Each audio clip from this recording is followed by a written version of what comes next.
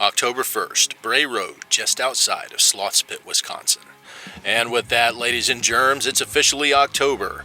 The late-night radio announcer on KDAL-FM Duluth sounded far more excited than he should have been. I know this year's been tough, but small comfort to you Wisconsin folks. Douglas County hasn't canceled trick-or-treating yet, so Halloween may still be on. I've got a listener request here. Going into the hour, after that, we'll be back to our regularly scheduled programming. Agent Sarah Price reached into the cab of the wrecked truck and turned off the radio, careful not to disturb the body within. She'd seen a lot of gore in her day, so this barely registered, or it would have, if not for the missing head. Looks like it may have been removed post-mortem. Malcolm Guillard, Site 87's head of investigations, frowned. Small mercies, I guess. The entire semi, a truck from a distribution center bound for the Walmart in Sloth's Pit, had flipped over at least 3 times before coming to a stop about 50 meters away from the road. Evidence markers were planted all along the trail of wreckage, everything from boxes of Halloween costumes to pieces of tires to unidentified animal tracks. It now lay upside down with the arms of the body eerily clutching the steering wheel. Rigor mortis had set in early. Not many things around here could have done this, Saren observed. She was briefly blinded by the headlamp of another operative combing through the forest around them. And literally on October 1st, fuck me, it's happening again. Looks that way. Guillard offered Saren his thermos. But I've got reports there's nothing keeping us in town this year, so we can evacuate if need be. If, Saren snorted, pulling her mask down to accept a slug of coffee before quickly pulling it back up. One of the only good things about having to wear it was that it covered up her scar. Right. I remember when we used to evacuate the town for a zombie attack. Now we've got a contingent of dumb motherfuckers who'd rather say it's another fake virus and shoot at us when we try to remove them. Which is why we screen, Guillard nodded, so we don't run into those situations. The joint where the trailer had once been creaked ominously as a fire engine pulled up. As well equipped as the foundation was, fire engines were outside of their normal expenditures, and with the amount of fuel spilled in the road, the possibility they would be needed grew with every second. This isn't the Bray Road, is it? Saren asked. Like Beast of? That one's down in southern Wisconsin. He pronounced it Wisconsin with as much sarcasm as he could muster. One had to stay humorous during grim times, or else risk losing their mind. But it is a full moon, isn't it? Another one due on Halloween, Price confirmed. She turned her gaze back to Bray Road itself, frowning. Hold on. Isn't there supposed to be some kind of building? WisDOT office or something? You're right. Guillard frowned, talking into his radio. All units move to the west side of the road. We may have a code. Fuck it, we may have a missing building. I can't believe I noticed it. Price crossed the road, scanning with her thermal scope, detached from the rifle. Thing's been closed since March. I just remembered because I saw a patrol officer parked outside of it this morning. Maybe doing a checkup? Worth looking into, Guillard nodded, opening a map on his phone. Okay, all units, the building was located approximately 700 meters into the Nexus Zone, on the western side of the road. That puts it about where the truck started flipping. Saren put the scope back on her rifle with the skill of an expert. What do you think? Can't be coincidence. The side of an asphalt parking lot with no accompanying building was unsettling. There were white lines where cars should be, and the lawn that surrounded it still looked well maintained. But the 2-story brown building that had once been a WisDOT office was gone. Creepy. Saren stopped to inspect the asphalt, putting her hand against it.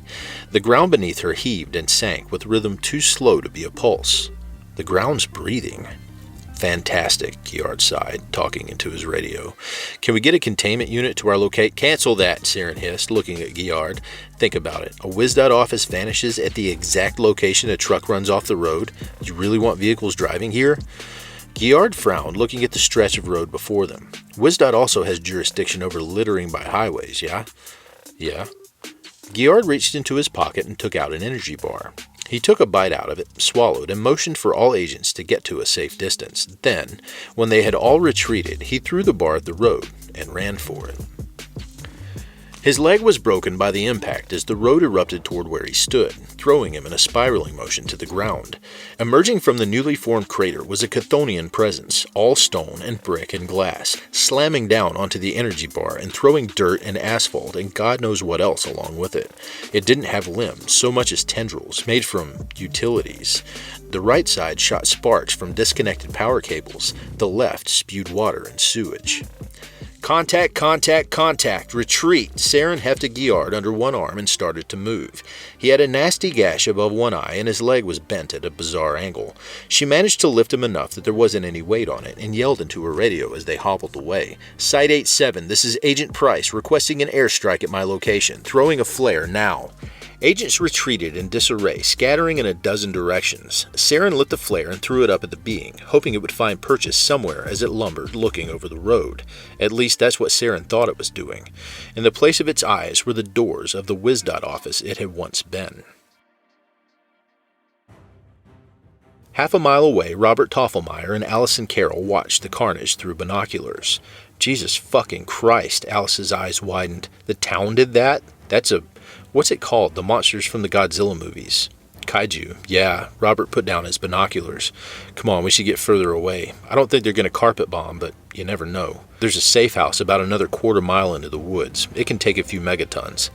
Allison fumbled at her lapel-mounted flashlight, only to find it non-functional. The hell, I just put new batteries in. Maybe the town's trying to freak you out. Robert pulled out his phone and played a song, singing along to it. Boys and girls of every age, wouldn't you like to see something strange? Robert gave pause, as his action, which was highly juvenile, and likely to get a rise out of his partner, didn't cause Allison to react. Sorry.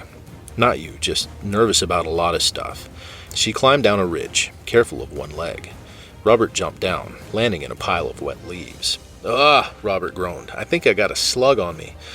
"Save it if you can. Dr. Grant's collecting samples, and he's got a bounty out for him." The sound of aircraft screamed overhead, likely a Foundation jet trying to get a fix on the entity. Behind them, gunshots rang out, as well as the odd scream. The sound of jet engines overhead was loud enough that Allison had to lean on a tree to steady herself, finding her hand coming away damp.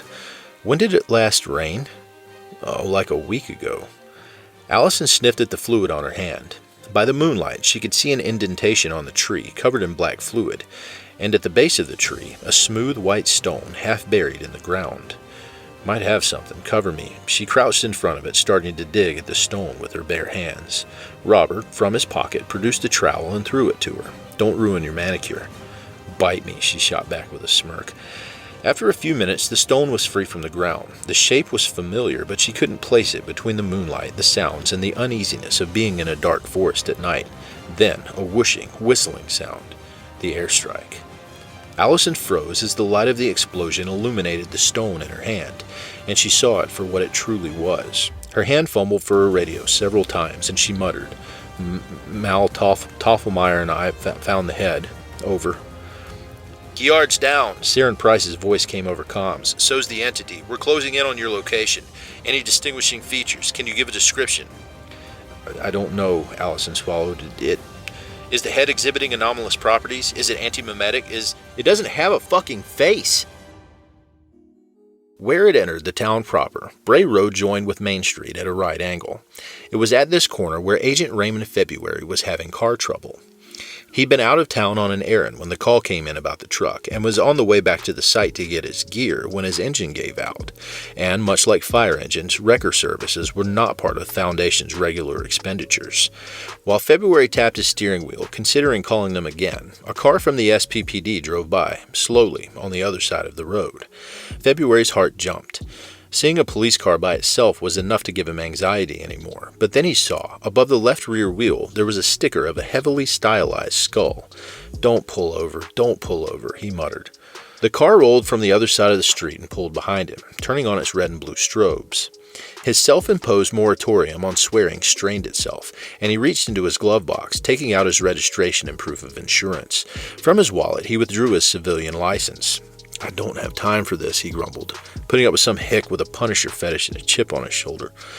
The cop came to the window, blinding February with his light. "You know there's a curfew, right, son?" He used the accent standard to all cops in small American towns. "I'm on my way back home, officer." He offered his license, just had to get out of town for some things. The cop said. "This license isn't yours." "What?" February blinked. "Yes, it is. Raymond Isaac February. Yes. Born July 31st, 1983? Yeah. There ain't no July 31st. Out of the car. Yes, there is. February groaned and emerged from the car. Look, officer, there's some misunderstanding here. There was a click of the safety as the cop drew his gun. The light still blinded February as he put his hands up. You got a weapon on you? February blanched. He was wearing a service pistol in an underarm holster. It should have been concealed under his jacket, but it was open, and when he got out of the car, he must have brushed it aside. I'm licensed to carry, February swallowed. My CCL is in my wallet. I'm going to reach for it now and show it to you. He spoke clearly and calmly, trying not to shake. Son, relax. I ain't going to kill you, the cop chuckled, his tone reassuring. I mean, with nobody recording, who's going to tell people about this? What? It took February several seconds to realize that he'd been shot. Every time he'd been hit before, it had been on body armor. There was so much pain that he couldn't register the snapping of his collarbone. He bit his tongue, hissing. He had to consciously restrain his hand from going to his service pistol, instead using it to stop the blood flow. Hell, even after you get shot, you don't cuss? The cop laughed. Let's see if breaking a few fingers does it.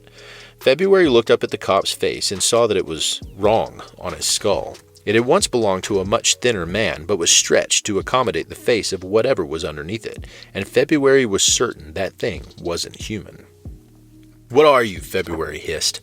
Whatever you don't want me to be, the cop responded, raising his boot. Allison Carroll and Robert Toffelmeyer stood outside the ICU where their friend was being kept. Site 87 had expanded their infirmary over the course of the last 6 months to fit dozens of new beds, just in case. February was in a rough state. He would live, but as for recovery, if Dr. Pike could recover from a shattered femur with only a slight limp, anything was possible. But February's fingers had been dislocated individually, his nose had been crushed, and the medical staff still couldn't get the swelling down enough to get to his eye. It almost doesn't look like him in that bed, Toffelmeyer swallowed. Like, I'm expecting him to walk in at any moment and sit by that bed and maybe read the Bible and pray for his recovery. He laughed, darker and more bitter than the strongest cup of coffee. What the fuck, Alice? It doesn't look like him. It looks like some kind of cheap mask. Allison locked her fingers together tight, squeezing tight enough that it hurt. Is it true that it was a cop? Toffelmeyer shook his head. I don't buy it. Every cop in Douglas County has our names, our faces, and license plates flagged as do not arrest. I don't think they'd even pull one of us over. Can't be a town thing either. The nexus is tetchy, but it's never been this actively malicious.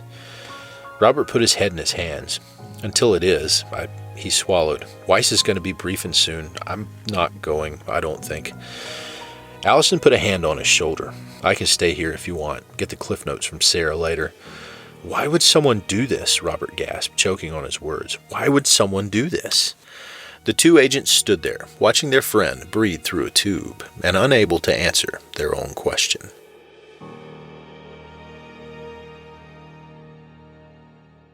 If you like this podcast, subscribe and share it with the community. You can find it on iTunes, Spotify, and Google Podcasts under Kelsey Narrates. You can send me comments at kelseynarrates.blogspot.com, and you can support financially through patreon.com/Kelsey Narrates.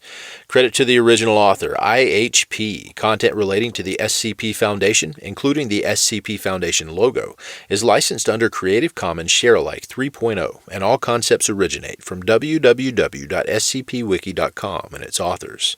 This recording, being derived from this content, is hereby also released under Creative Commons Sharealike 3.0.